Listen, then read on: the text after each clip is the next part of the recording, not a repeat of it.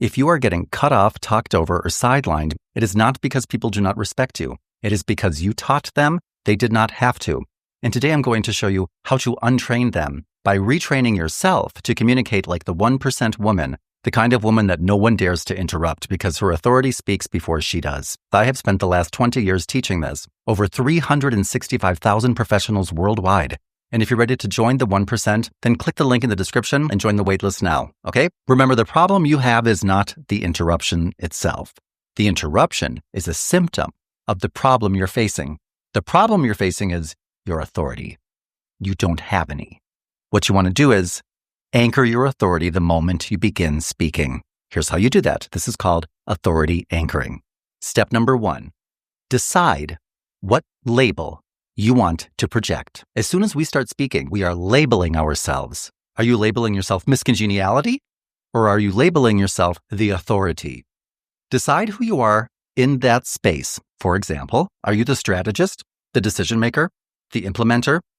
Then, once you have decided on your label, step 2 is going to be decide the exact sentence that will become your opening phrase, the first thing that you're going to say.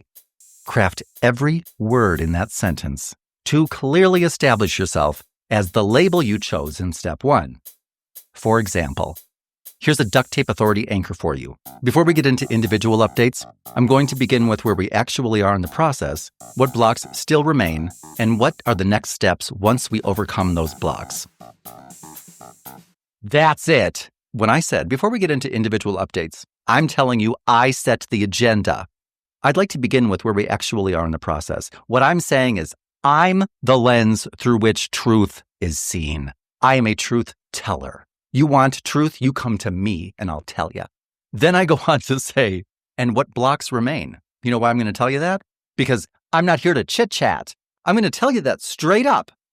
Then I decide what the next steps will be. So if you want to know what truth is, if you want to stop the chit-chat, get right down to the nitty-gritty, and if you want to know where we're going and how to get there, all of that comes right through me. That's what I'm doing when I anchor my authority. And you can do that in one sentence, not 2 sentences, not 3 sentences, in one sentence. Once I've said that, every single word that I say after that will have a completely different impact than it would had I started with something like, oh, okay, well, if it's okay with everybody, I'd like to begin with, or if you came early, because, being 10 minutes early is actually on time. If you do stuff like that, and as you're sitting there, you ask people things like, oh, hey, Mary, it's good to see you.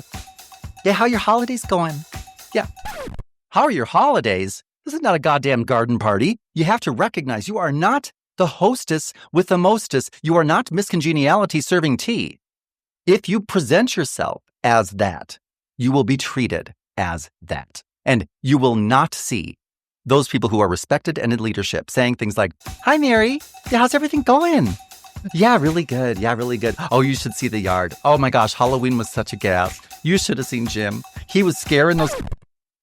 Stop doing that. Stop smiling at people and saying, hi, good to see you. You might see your boss doing that.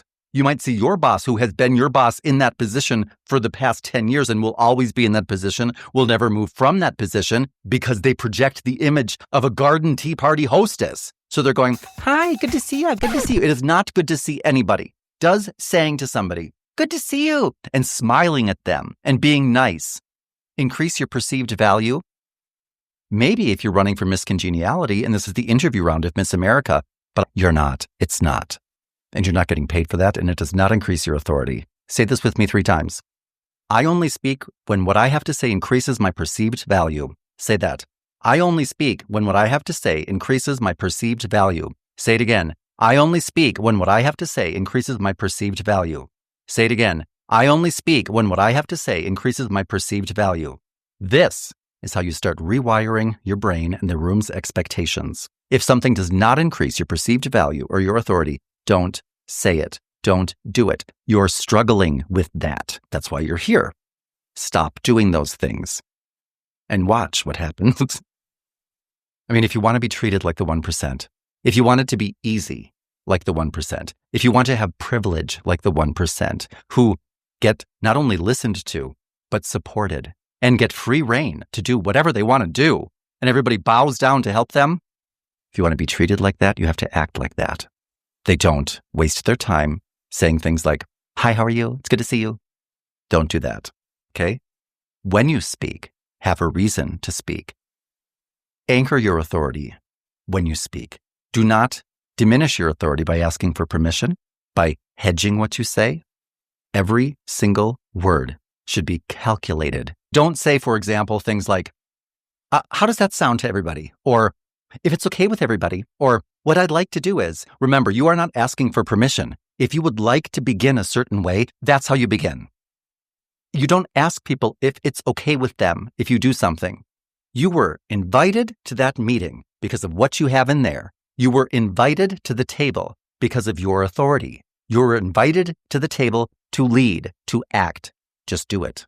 Don't ask anybody else for any more permission. You already have permission. If you're struggling with actually seeing yourself in the role of confident, doesn't take crap from people, there to get a job done and is getting the job done, and does not give one hoot about what those bitches in accounting say or think, who's just focused. It comes from disciplined training. It's just like, when you watch people who are really, really good at anything, when you watch the Olympics, I love to watch the Olympics. I like to watch that synchronized swimming.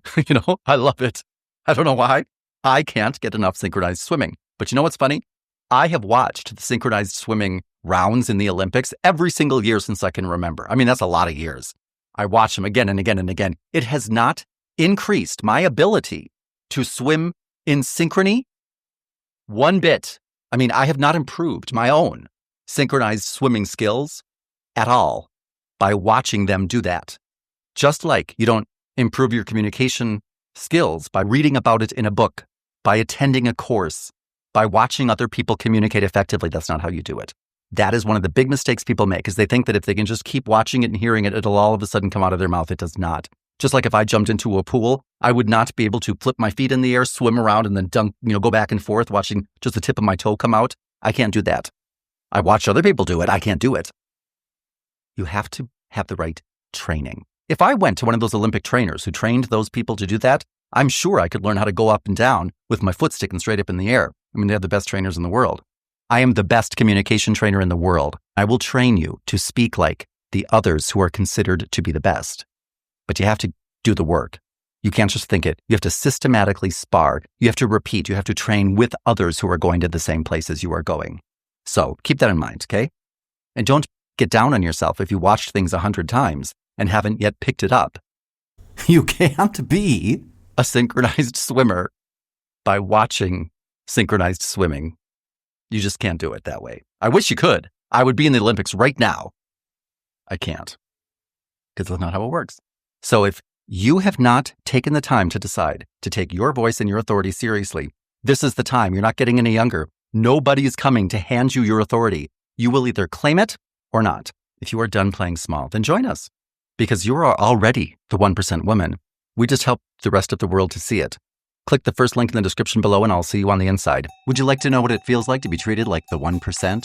If so, click the link in the description below. It's the first link, and join the wait list for our next upcoming program. I'll see you on the inside.